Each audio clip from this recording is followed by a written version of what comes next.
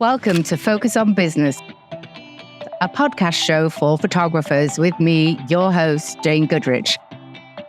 I'm talking to successful photographers so you can learn from our experiences and have the business of your dreams. So join us and let's focus on business. Hi, so today on the podcast and YouTube show, we have the fantastic Libby Dollar. Welcome. She's an amazing wedding photographer and also probably one of my favorite photography educators on client communication. And we've had some really good, she's been on our mastermind. We've had some really good topics. And welcome, Libby. It's just an honor to have you here. Thank you so much, Jane. You are one of the people I look up to so much in this industry, and I always love talking to you. So, well, thanks. Thanks for having me on. Tell our audience a little bit more about Libby Dollar and what you got into photography for and where you are. Just a little bit more. Yeah. So Libby Dollar is my real birth name. Dollar is Scottish, apparently, but it's kind of fun. I've been a wedding photographer since 2009. I got into it kind of by accident. I was a music major my first couple of years of college, and then I studied sociology. So what I really love is people and art. And portrait photography and wedding photography for me is the intersection of those two wonderful things. And it's been a blast these last 15 years. I've shot weddings all over the country. I'm at 27 states now, and I'm looking to shoot weddings in all 50. So if you know anybody in Montana or West Virginia, let me know. And then also I have figured out in the last few years that I really have a knack for solving tough client situations. I am the person in my life that most of my friends and family will come to for, can you help me write this difficult email? And about 4 years ago, I started parlaying that into writing material and offering advice to photographers and other creative small business owners about how to both communicate with their clients in a way that makes the clients behave well and also makes things go smoothly for you. But also doesn't betray your own values. Sometimes it's so hard as a small business owner to not give away everything because we've been taught, oh, the customer's always right. Or if someone gets upset with you, we're afraid they're going to wreck our whole business. But we as business owners deserve to have boundaries, set our prices how we want, have our policies how we want.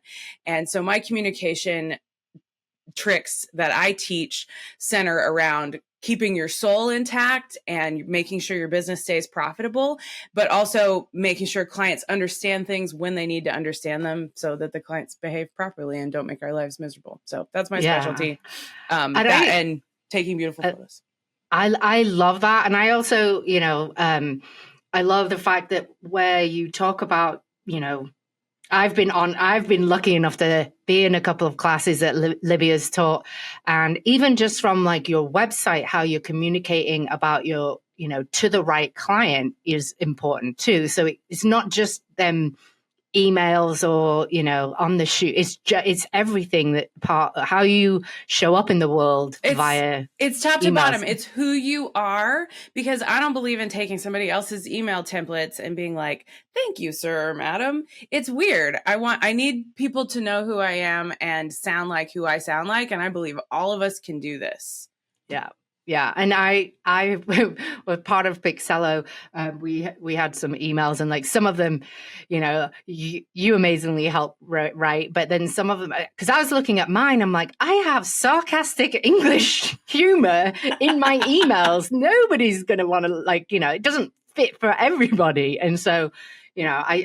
People are like, oh yeah, well, how'd you get your car? I'm like, because that's me. I'm sarcastic and I'm British, and that tone comes across in my emails. So I love the fact that, you have to sort of be true to who you are. So you've been photographing since 2009. You beat me by a year. But if you were to travel back in time, I know everyone says that, everything's a journey and you learn along the way. But if you were to go back to 2009 and say, hey, Libby, do this for your business and you'll be really so much better off. Or you could have started it perfectly. Well, we all do, right? Yeah. So actually when I started, I just kind of I was like, well, I don't know that. I didn't know that much about photography because I hadn't really studied it. But I figured out that I had an aptitude for it, and a bunch of things just fell into place. And so actually in 2009, I felt pretty good about everything I did then. I started working at somebody else's photography studio and learned a bunch of things. And then by the next year, I'd booked a bunch of my own weddings. The thing that I would go back in time and change is probably the couple years after that. I lost my self-confidence because at first I was like, what do I have to lose? I'm just going to try this thing. And then I thought, oh no, I've got to be perfect. So if I could go back in time and talk to my younger self or talk to a new photographer right now, I would say, the best advice I've ever gotten and followed is, this idea from the Ira Glass, who's the guy who does This American Life, has this famous quote called The Gap. And basically what he says is, you are an artist, whatever field you got into because you have really, really good taste and you know how it should be done. And that's absolutely why I got into photography. I could look at a picture and go, oh no, that looks like a driver's license photo, you know? And I knew how I wanted the colors to be. Like, I had good taste. I knew what I wanted. But what he says is there's a gap between what you know is good and what you're able to do. And the only way to close the gap is to just do a ton of work. And what I wish I had done, and I have done a ton of work, but I wish I judged myself less along the way, because photography is one of these industries where there's nobody saying you can or can't do this. And if somebody's out there trying to give you advice or criticism, don't take criticism from somebody that you wouldn't take advice from, you know? Right. There is nobody who can tell you that you can't do this. There's nobody who can tell you that your style is wrong or that the way you're doing things is wrong. And I wish younger, early 20s me who was starting my business would have known, like, the haters don't matter. It's irrelevant. Just put your goggles on, do what you love. That's how you're going to find your style. That's how you're going to find your people. So yeah. I love that. Yeah. I love that because I've been doing it for 14 years, and along the way, I sort of went down a bit of a rabbit hole. Maybe it was a little bit with Instagram or Facebook groups or something. I started doubting myself. Yep. And then, my style was one way. It was very clean, very, like, I have a specific style.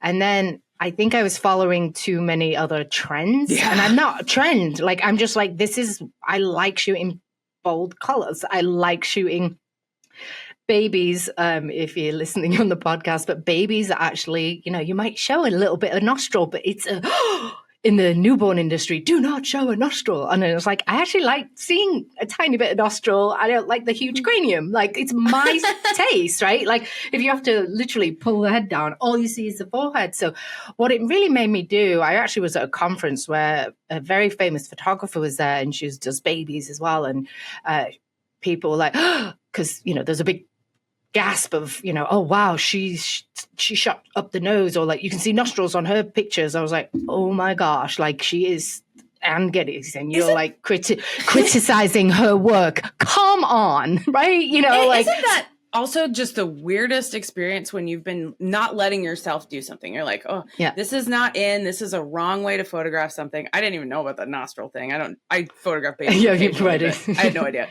But the ways in which I've gone, okay, I have to do my details pictures at a wedding this certain way, and the candles have to be lit, and it's got to be soft focus, and my flat lays. Oh God, I hate flat lays, but that's a whole other thing. But I've been stopping myself from doing what I wanted to do. And then I see somebody out there who's really successful who just breaks the rule that I have been, like, painfully not breaking. Right. And I just feel so resentful. And it's like, now that I'm 15 years in, I think that's the freedom I have, is like, I've watched the trends come and go at this point, and everything goes in and out. And if the best way to be your own photographer is follow what you like.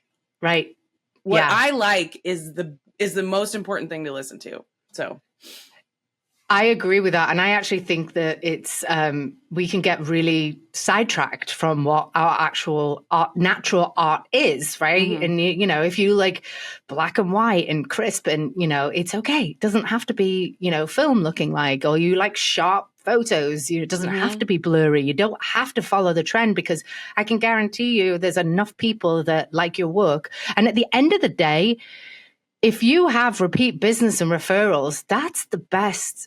You know, if people are coming back to you, it doesn't matter what other people say, especially other photographers. Though, if you look at the amount of different styles there are in the art world, that's the same with photography. Yeah. Right? Yeah. It doesn't matter. You can be a Jackson Pollock, basically, you know, like my 2-year-old does, and still be famous, right? Yeah, Come on. Exactly. I don't have a 2-year-old, but when she was 2, I used to think she could be Jackson Pollock, right? But there's a story behind it. So you just have to be you. Right. Yes. That's what I think. And that's hard to do, but putting the blinders on and saying what I like matters, and looking for your inspiration outside of photography is another cool thing to do. You know, I just like these colors. I love bright colors. So, anyway. I love looking for inspiration outside of photography, because you can find it anywhere. You can find it in furniture. You can find it anywhere, you know, even movies and interior how they film something. Yeah. Film conversations with people that, like, if I'm in I shoot, like, this revelation really helped me a while back. I shoot like 25 weddings a year. There are 2-something billion weddings happening in this country. Right. I only need to find 25 people that like me that much. Right. That's all it is. Yeah. Right. So, exactly. Yeah. You know, like, I'm not a giant corporation. I'm not trying to get everybody. So, yeah. And I think that sort of gets into like an abundance mindset. And I do that a lot with photographers and coaching, of like, realistically for family photography, like, if the amount of hours you really need about 60 clients. So go look at the amount of, you know, or maybe it's 90, newborns is 60, but like, look at the birth rate, look at the schools, look how many families are in your neighborhood. And, you know, if there's not many families, you might need a different genre, right? So, you know, that's the thing. So speaking of, you're a destination wedding photographer. So this is actually, you know, like, if you had to move your business, is kind of a different, I mean, well, if you have had to move your business. I have moved my business twice, and I'm looking at doing it a third time. That's one of the reasons I focused on destination. If I had to move my business to another state again, which I've thought about, with weddings, it's a lot easier, because weddings book a long way away. And so if I'm thinking, okay, I might be living somewhere else in a year and a half, when those weddings start to come up, I just make sure that I think through, how much would it cost me to get back here to shoot that wedding, or to get to wherever that wedding is, and make sure that's incorporated into the price that I'm quoting people for that far out. That's kind of the biggest deal. And then, you know, even being a destination wedding photographer, it's better for me if not every single wedding requires getting on an airplane, because 25 times a year, maybe it sounds glamorous, but that's too much for like just having a regular life. Because every destination wedding also now, you know, if it's a local wedding, it's 8 hours plus drive time. But if it's a destination wedding, it's 8 hours plus a day before, a day after, a rental car, a hotel, the flight, all of that stuff. And it ends up adding up, not just money, but also time. I'm on an airplane. Time is money. I can't edit, you know. But moving, basically, I look at the destination I'm looking to go to, and I start advertising there. And one of the things that not a lot of people love this, but one of my best advertising avenues is bridal shows. And so if I go somewhere in person, even if I don't live there yet, they're talking to me in person in that place. So they're like, oh, well, she's here. You know, they're not having that, oh, and people do hire me off the internet for far-flung destinations. That happens. And it has to do with being my authentic self and people going, well, I have to have her. But yeah, you know, advertising the new location, and then just plan on, have some savings. I know that's not easy in this industry, but if you have to move, it's just going to be expensive for a little bit. Plan on going back to the original location. And also be honest with your clients. So if you have a lot of repeat clients in your existing location. So I moved to Houston from Denver 5 years ago. I still have a bunch of repeat family clients in Denver. And I just was honest with all of them. I'm moving to Houston. I'm back here all the time. do you want me to let you know when I'm back here? I don't have a studio. Yeah. Everything's on location. So that didn't change for them. And I'm going back to Denver in May. I have an email list divided by, here's all of my people who have booked me for family photos in Denver before. I'm going to email them and say, hey, I've got May, this date in the evening, this date in the morning, this date in the evening. Are you interested in any of this? And then if you're not, the next time I'm there is September. And I have a friend who has lived in Denver for like 10 years, and she does that every year in Florida and Washington, D.C. and Michigan, like all these places that she used to live. And she'll go take a trip, and because it's scarcity, they know they like working with her. And she's like, I got these 4 days. People you'll book it. People book. Yeah. When I moved from Chicago, I was doing it part-time in Chicago, but I would go back a couple times a year, and, they'll book you because they know you're not, it's actually quite interesting. So you could actually pretend to move. No, I wouldn't pretend to move. But I do think it's interesting of like plan for savings, because it is going to take a little bit more time to, build up your business there, which requires investment. It requires, maybe being on Google Ads, the bridal show. Plan on some more marketing. Also, I did it in 2019, which was, I didn't realize what a horrible time to move that was going to be, because I got to Houston in mid 2019. All of my weddings that year were still in Denver because I didn't have a lot of notice. In Denver and other destinations. I was in Miami and weird stuff that year too. So every single wedding that I had booked as a local wedding in Denver, I had to now spend $600 conservatively, because I could stay with friends in Denver, to fly back there, renting a car in Denver is the most horrible experience too. And, and then go shoot this stuff that I already had on the calendar. So that was all of 2019. And that was very expensive. And then, but no worries, 2020 is going to be a big year. I'll do a little Denver, I'll do a little Houston.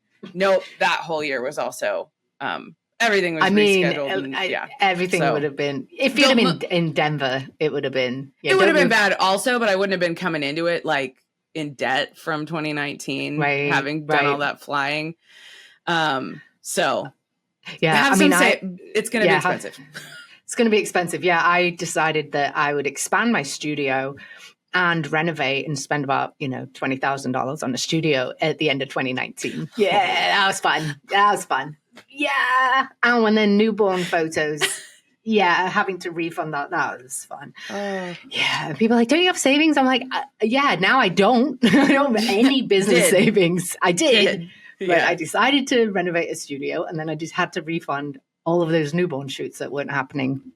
But anyway, speaking of marketing, what is your favorite form of marketing? I know you said bridal shows, and but is that your favorite form of marketing? Or is it my favorite? Not really. Well, what works best for you? Like, that tends to get me. That gets me about maybe half of my bookings in a year. I do a couple of the ones like at a convention center where it's just everybody in a city, and honestly, they're super exhausting. And I cannot tell you how many times clients will say, I went to that thing and you're the only good thing about it. That's happened a lot of times.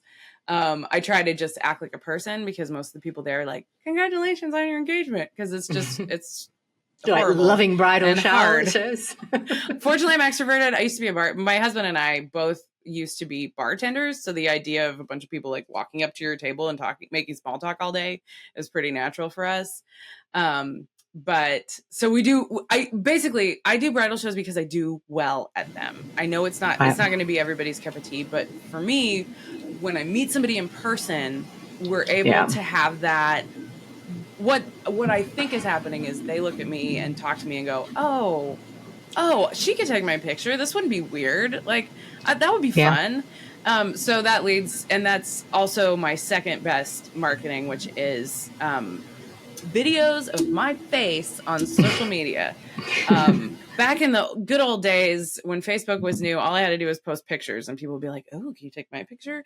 But now it has to be me talking about something and showing my personality in some way. And it's Instagram Reels with me talking about some photography topic and flashing a couple pictures up. If the reel does well, that absolutely gets me inquiries too. So those two things are my best. I'm interested in doing more with ads. I've definitely booked a few from ads, but I hate spending money. So it's hard.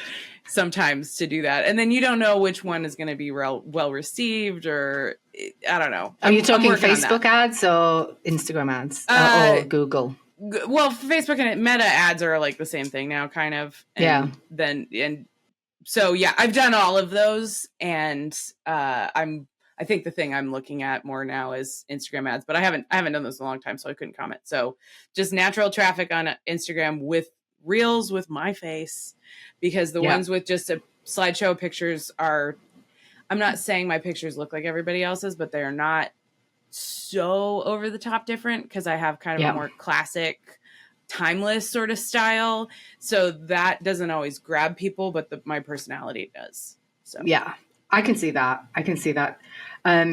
So with weddings being, I mean, you're in Houston. Is there a seasonality to it? There is. So July and August are horrible here. Most weddings are indoors, which is weird for me, because in Colorado, like 2 weddings were indoors ever. Like it was all outside. But so Houston, it's, summer's not really wedding season. And the busiest months are November, January, April is crazy this year. October is busy everywhere. So it's kind of like that fall with like a little break for Christmas. Although this year coming up, I have a bunch of Christmas weddings. So I don't know. It's when it's somewhat nice outside here in Houston. And interesting. Then it's fun for me because when I go back to Denver season is like September was always my busiest, followed immediately by July. And both of those are not a thing in Houston. So I can go back. That's a good, like, having 2 markets thing. I can go back there when it's not busy here and vice versa. That's interesting to sort of see the differences between, I mean, obviously it's probably weather related, right? It's like boiling. I'm not going to sweat in my dress in July in Houston, but it's probably gorgeous in Denver in July. In the mountains it is. Denver can be like 90s, but everything just, you go west a couple hours and everything's just beautiful, and the highs are in the 70s and the air is crisp, and the you see the stars at night and every day is sunny. So that's really easy. When you don't want to be having a wedding in Denver is springtime, because you could get the kind of snowstorm. I think Denver a couple weeks ago got 18 inches of heavy wet snow. So that's the right now is off season for Denver, but I'm about to, April weddings here there's a lot. So there's a lot. Yeah. So you're about to be busy. So how do you, apart from having like now these 2 destinations, but like, how do you balance the seasonality of it or the sporadicness of it? Of you're like, because I do newborns, like years can be like, oh my gosh, I don't know what happened in like August of one year, because May is crazy. And then June is nobody. And then July, I've got loads. And so how do you deal with that? Honestly, it's really hard. One of the small things I've started doing is I used to have my clients, when they booked a wedding, whatever their total package price was, 50% was due to book and the other 50% was due right around the wedding day, like a week before. And that worked fine for a lot of years. But then like 2 years ago, I had a client ask if they could divide it up into 3 parts instead. And I was like, yeah, I don't see why not. And the unexpected benefit of that is the payment that comes halfway in between, typically on off season. And so I've now started offering that to everyone. And so it's helped and also allowing people to divide it into quarters. And I charge enough that a quarter is an okay deposit amount, especially when the second quarter is coming pretty quick. Yeah. And that has evened out my income a lot. So I can look at my year and go, okay, I may not necessarily be shooting a bunch of weddings in July and August, but I know I've got these payments coming in those months. So I can, maybe the workload fluctuates, but my income doesn't as much. So during those months when it's less work, then I can work on marketing. I can work on my website, my portfolio. I can work on my other projects like my education, or I can take a vacation. So what's that? we gotta take vacations. I know. I'm actually I booked a wedding in Europe. So in 3 weeks, I'm headed to Prague for a wedding. Nice. I'm really excited about it. Need a second shooter? No, it's my husband's my second shooter. And we got married last September, right before I had weddings, like 12 weekends in a row. Right. And So I'm shooting a wedding, so I'm working, but then we were taking an extra like whole week, and it's basically Oh, going to be our nice. honeymoon. So That's awesome. So Yeah. that's how I'm with destination weddings. I always have a couple padding days. So I feel like I've taken a lot of vacations, but I can't tell you the last time I looked at the map and said, ooh, you know where I want to go?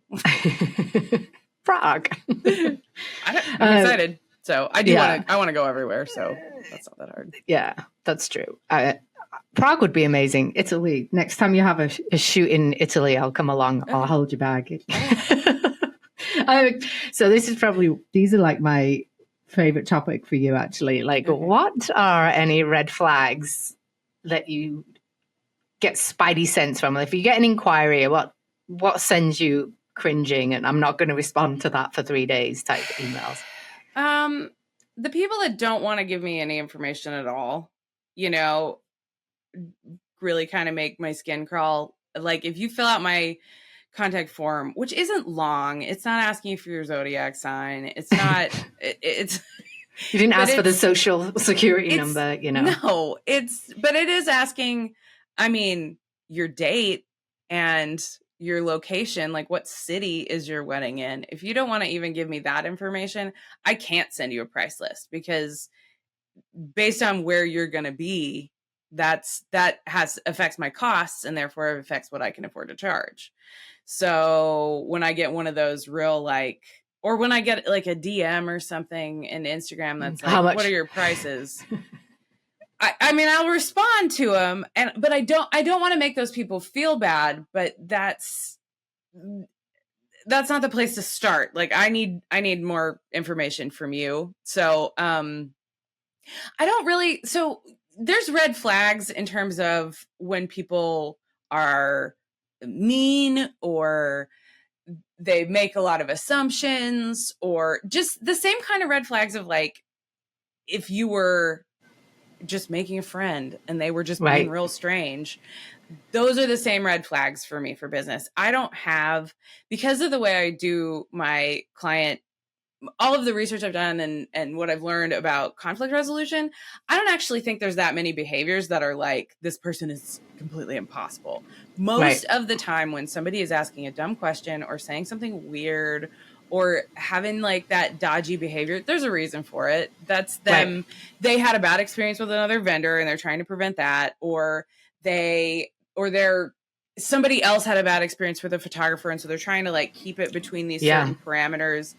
And if I don't like leave myself open, I'm not going to go follow their process and beg them to like me, because they had this bad experience. But I am going to say what I'm going to try to draw them out, like what's behind this. Hey, here's the answer to your question. And also, I found some people also want this piece of information. And I make a lot of friends that way.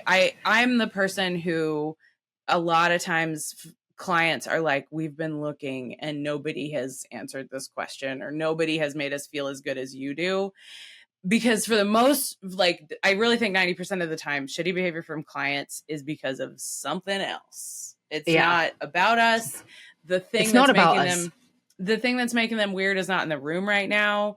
It's okay to not trust me, a stranger on the internet, with your money in the first interaction. Trust is built, and it goes both ways. And if they're unwilling to participate in that process, they're not going to get far enough to book me. I also don't I don't have a process where people can just book without talking to me. No, we have to have a conversation first. Right. And if you're not going to be a person and you're not going to follow, if you're not up for the way I do things, both in terms of how I take the pictures, but also of how I organize my information ahead of time, the questions I need from you, that kind of stuff, then we're just not a good fit. And we figure that out before money is exchanged 90% of the time. Yeah. I think that, a similar thing to me is it's not necessarily, I like the fact that where you said is trust is built over time because it goes both ways. For me, a lot of photographers say, it's when they try and negotiate or anything like that. I'm like, it could be in their culture. to always ask for a deal. Is that the best price? Like, so don't assume that that is an offense on you. No, I work with a ton of people who have told me I'm too expensive. That happens all the time. And what I tend to say is, well, for what you're asking for, this is the lowest amount I can afford to charge you. We're both people here, and it's totally fine. But I don't say, well, if you can't fit into my structure, get out of here. A lot of times I'll say, well, okay, you're objecting to prices. That's not insane. This is the first time you've ever shopped for wedding photography in all likelihood. Right. So why don't you tell me what is your budget and what are your priorities?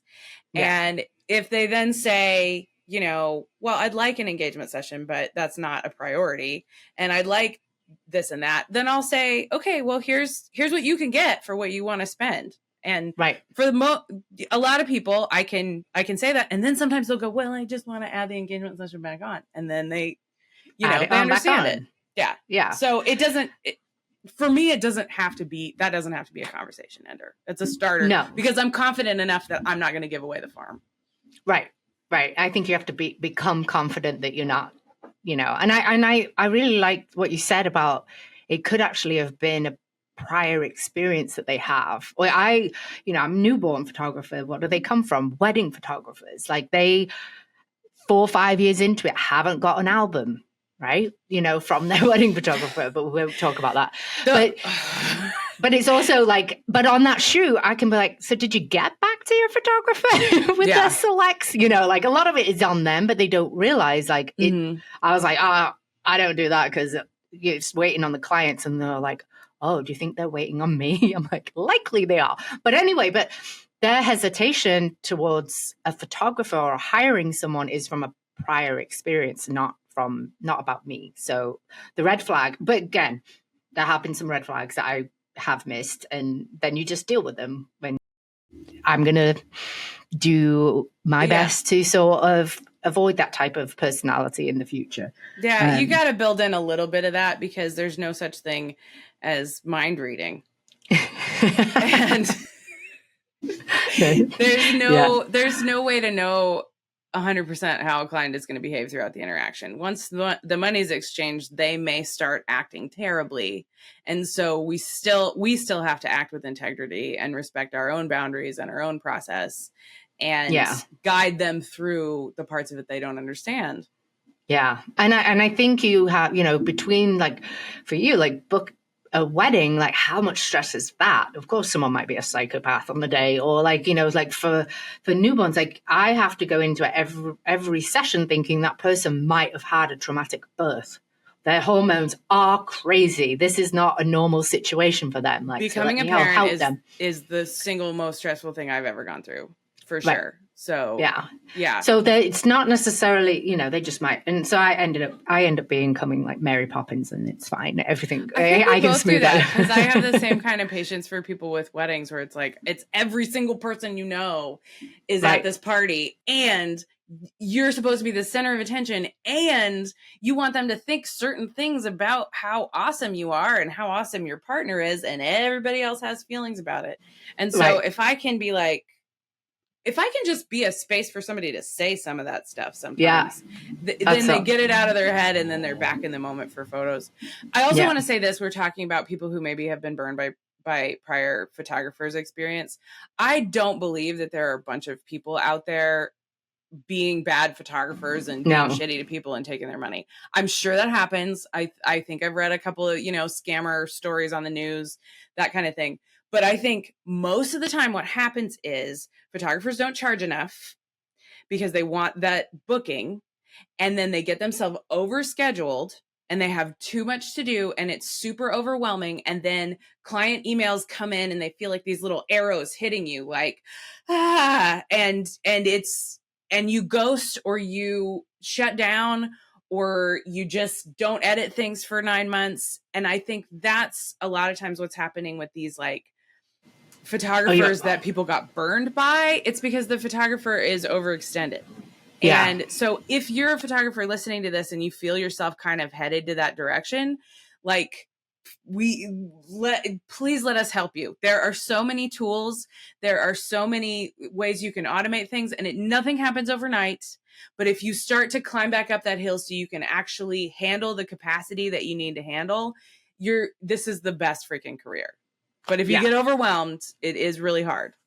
And I think one of the things, well, I love a lot of things about what you offer, but one of the things is I think we all have those hard emails. I mean, I have ADHD. I don't care. I'll tell everybody I'm ADHD and proud. I use it to my hyperfocus.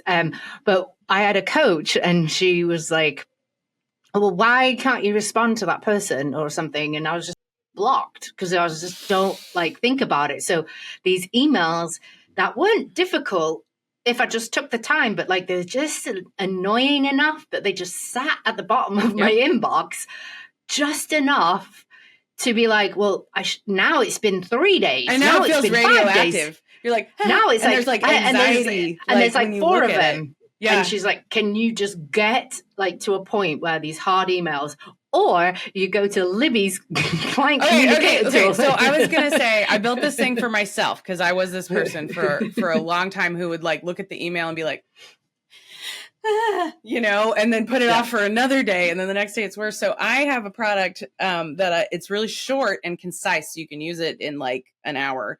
But it's called the Client Conflict Response Builder.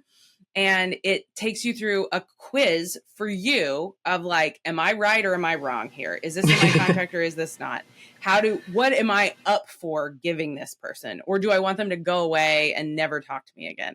So it kind of gets you out of your fight or flight response. And then it walks you through based on your responses. You have 5 points. You're going to put them in this order.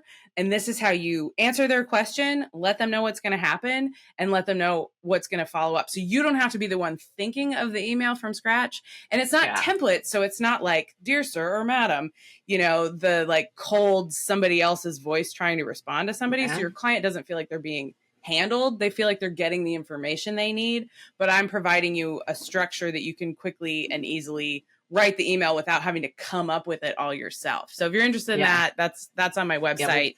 And we'll link that or whatever, but libbydollar.com/edu is where you can find that if you're interested. That's amazing. And then also you were telling me earlier that you do sort of the one-off client consults, with a Zoom call. I mean, sometimes it's it's so hard to explain and it's just help, I can't, I mean, I wish I'd have known. I don't know. This was probably, it was earlier than 20, because it was around 2020. So it was just, I was like, why can't I answer these emails? And I should have just had you do them.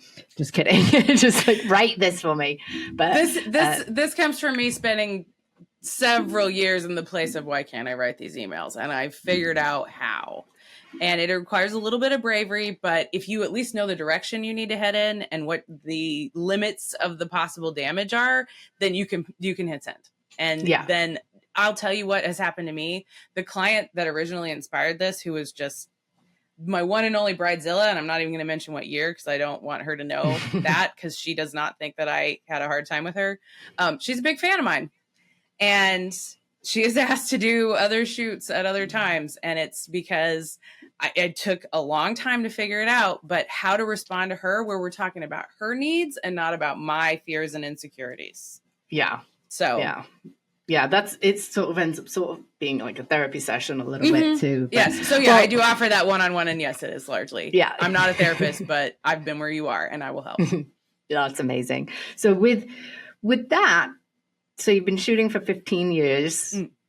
Do you have any funny shoots or something happened on a shoot that you're like, you're not going to believe this happened on my shoot? Yeah.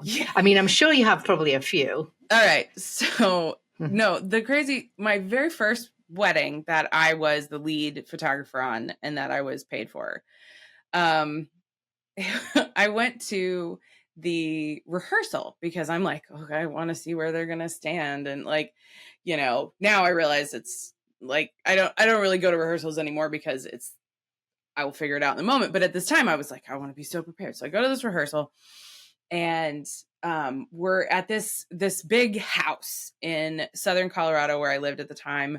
And it's got 50 acres and this stream in the back, and the groom is there with all of his groomsmen, and the bride is somewhere else in the house with all of his bridesmaids, or all of her bridesmaids, and the groom is standing on the back porch, and we're just talking, like waiting for this stuff to get started, because also these people didn't have a planner, and so it wasn't like a formal time, so I ended up spending like 3 hours and kind of like them asking me where to stand for this wedding. And anyway, because if there's no planner, the photographer is the planner. Being the planner. That's what happens. At least as far as the couple is concerned. I have nothing to do with catering. But anyway, as we're standing there, a man, it turns out one of the groomsmen, runs out of the house totally naked and starts hauling ass down this big hill towards the creek.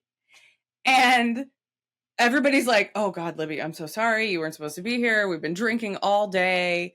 And then somebody goes, he's Brazilian.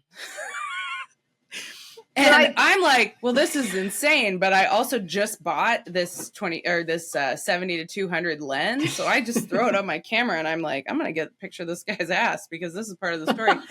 And they were like, no. The bride can never know that the Brazilian asshole friend was streaking. So that was my first one. And I was like, is this what this career is going to be like?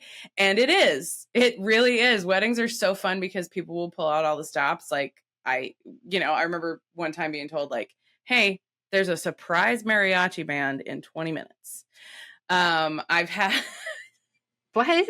Yeah. Did the bride know? No, it was the groom's family. And honest, that was super fun.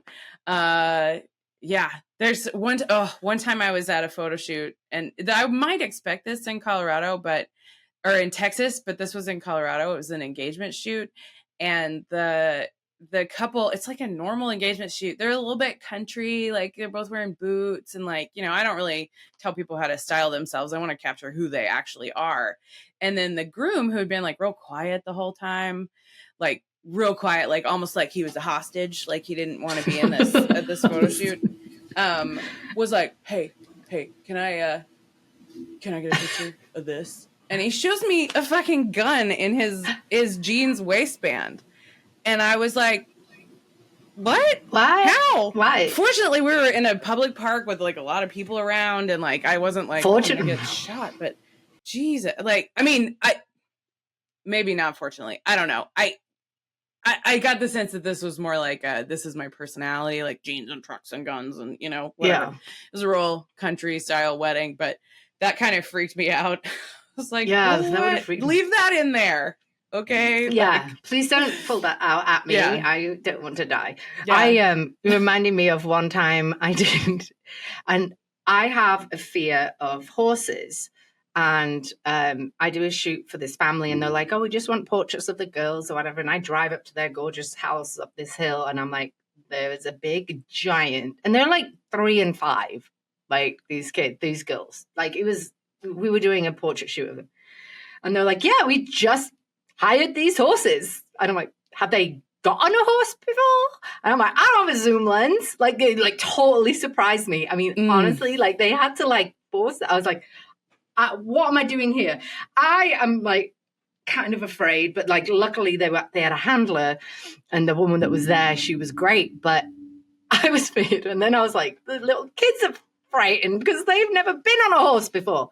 But yeah, we get some funny ones, man. Yeah, I'm like, that makes more sense why so many people will inquire, and they'll be like, do you mind if would you be up for having our dogs at the photo shoot? And I'm like, yeah, your family pet is part of your family. Like, I'm all about that. Or, even with engagement photos, like you have a pet, like, yes, heck yes. Yeah. But a lot of people ask like in this real tentative way. And I guess there's probably a bunch of people out there who are like actually afraid of dogs. And I unfortunately am not, but I'm not afraid of dogs. Or there was an incident when I was a teenager where a horse did try and jump over a fence and did, and I was like, we were walking in the fields. I'm from England, so we have a lot of fields, but yeah, like I don't know them. Like I'm not been around horses, so I don't know what they do, and I'm sure they're Mm. fine. But like, don't just show up with them. They're enormous. Yeah, They're like huge. maybe if Yeah, somebody's there's- like holding on to them or something, like the trainer, like it's, yeah. But it was odd. But anyway, all right. So that's our funny shoot stories. I have so many. I've been doing this too I long. do too. I will be thinking of them this afternoon after. Of course, you'll I'll be be like, "I'm gonna oh, say I that should have one." told Jane about the whatever, Yeah, you know. yeah. So, what would be the one tip that you would give to someone that was like, "Hey, I want to be a photographer, Libby. Tell me how to do it." Or one tip or four, depends. I mean, I kind of said this earlier. It's like if you love it, and by love it, I mean like if you take a picture and you have strong feelings about it, you're like, this is how it should be. This is how I want the photo to look. Then ignore everybody else. You know, unless you go seek somebody out for constructive criticism, just ignore them. There are so many cool photographers out there who are doing stuff right now that like looks like I can't, countless people would have told them this is a mistake and you're wrong. Yeah. Like even 5 years ago, the kind of film aesthetic is coming back in, I think, because we're at the point with digital cameras where they aren't going to get that much noticeably better every year. So now we're kind of like reverting to this old kind of nostalgic style. Plus it's been about 20 years since pros really used film. I think we went through a nostalgia time in COVID too. So I think like that's one of the reasons why I think people are like, oh, like looking at their film photos, and I don't know. Maybe I don't know. I think that's it. But all that to say is like, every style is okay.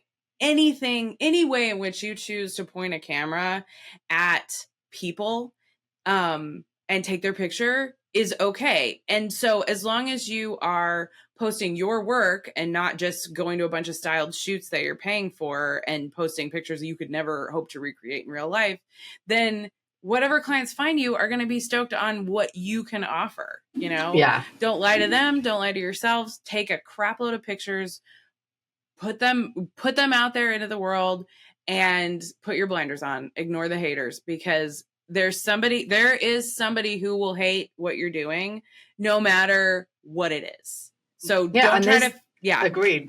And even like don't try and be somebody that you're not. I mean, there's a really well-respected interior designer that is hired by all of the wealthy people in this area.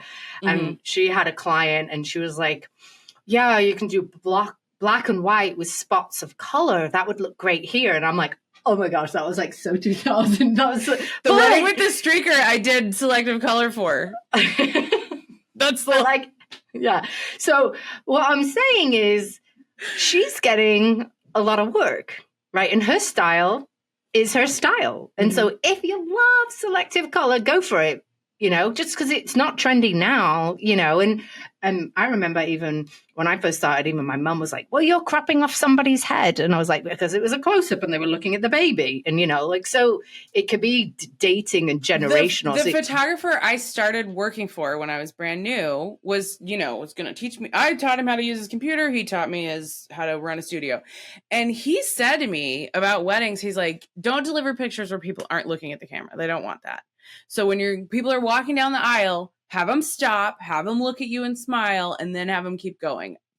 Your clients only want pictures where they're looking at the camera. And I was like, sir, that is not what I want at all. I don't think that's it.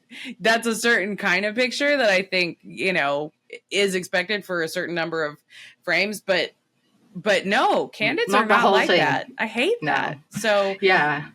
And follow when I say follow what you like and do what you like and ignore the haters, also pay attention to what you personally hate. I find for me that's a real key to figuring out what I like, is if I look at something and go, it's either because I have felt some kind of shame for doing that thing myself and I don't have the freedom to do it and I actually do like it, or it's because that's a key to what I do like.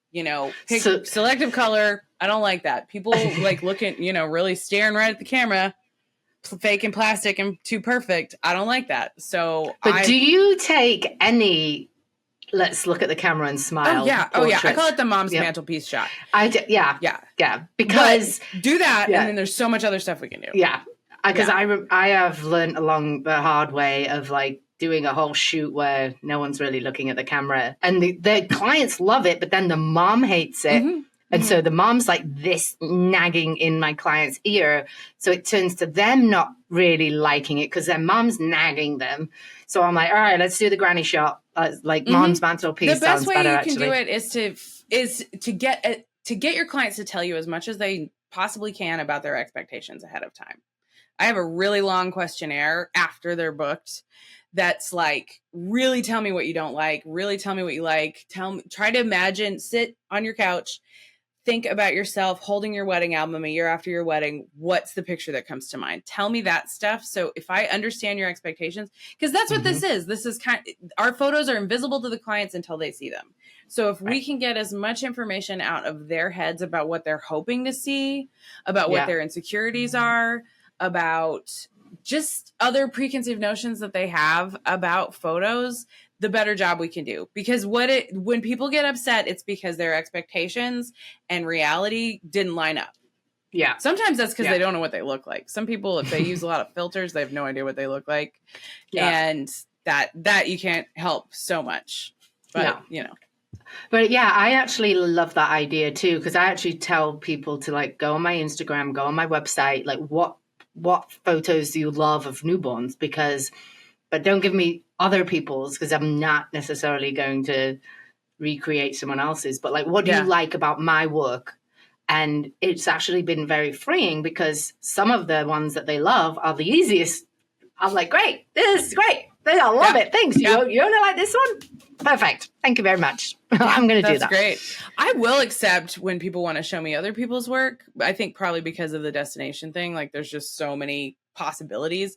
But I won't accept a copy shot. I will say, you have to tell me what you like about this. It could be the editing. It could be the posing. It could be the weather. It could be the look on her face. It could be the coloring. It could be so many things that aren't what the first thing I see. So if you're going to show me a picture, you got to tell me what it is. And 90% of the time it's like, it just feels so good. I think it's romantic or whatever. And then I will use that word when we're at their shoot. Yeah, I love that. All right, we're going to wrap up here. So tell our audience how they can find me. We will put it in the show notes, but if you want to repeat it, you can. Excellent. My name is Libby Dollar. And if you Google me, I'm easy to find. Keep in mind, I am not the dollar store in Libby, Montana. That is the owner of the Instagram account that I wish I had. On Instagram, I am at Libby Dollar Photo and at Libby Dollar EDU. There's no underscore. That's just Libby Dollar Edu is where you can find my educational content. My website is libbydollar.com. And if you go to libbydollar.com/edu, you can find all the resources that I talked about, including a place where you can ask an anonymous question to potentially be featured in my newsletter. You can join my Facebook group of photographers mostly, but all creative business owners who have client communication questions for me. And you can find everything else out at my website. If you go to libbydollar.com, everything's easy. That's amazing. Maybe I'm just going to send you some anonymous, questions right now. Yeah, get on there. I'll know it's you, but how do you know it's me? It's anonymous. British sarcasm. True. I do. Oh, you spelled the word color wrong. I thought it was you. It's either Jane or Canadian. All right. No, fine. All right. Thanks, Libby, so much. I can't wait to. And this has been packed full of tips, so I'm sure you've helped somebody today. So I hope so. Thank you. That's the best feeling in the world, is helping people. Because this agree. Such a wonderful job, but it is really hard to get over the hurdles in your own head sometimes. Yeah, or never. All right, on that note. Okay, bye.